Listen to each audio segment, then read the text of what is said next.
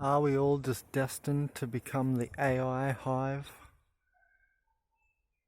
We seem to be trading in natural novelty and simplifying nature, right? We're taking species out of nature, simplifying nature in order to complexify in another part, these computers, these machines, right? And that trend seems to be accelerating, not decreasing during the sixth mass extinction.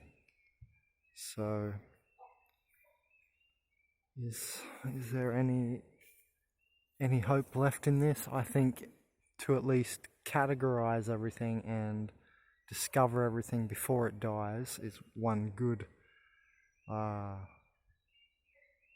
compartment of hope left. Something new might still be discovered. It was just the other month I learned that you could eat pitanga bark, the wild Suriname Brazilian bush cherry. A few months ago I learned that you can eat it, and it's like an aphrodisiac male stimulant, and I feel it tickle my scrotum. So I'm not sure if it's the same for women, but it definitely is like aphrodisiac. That was a new discovery for me. Look at all the bees in this tree. There's little natural ones, the little nature bees, they're like the local ones, and then the bigger normal ones that we know. The bees that you see that all over the world. But I wonder, are those little bees gonna completely disappear? Because you don't see them as much as even the other normal bee.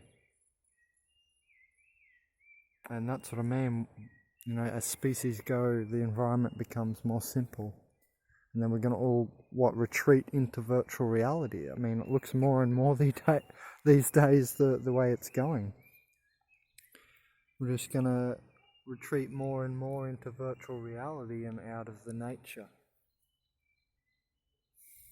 Seems to be how things are setting up.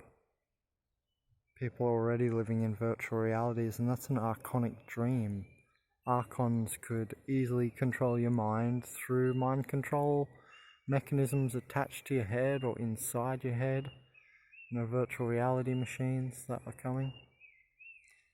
And then it's going to be like a kaleidoscopic holographic existence where we're just trapped in endless virtual realities and no one is taking care of out here anymore.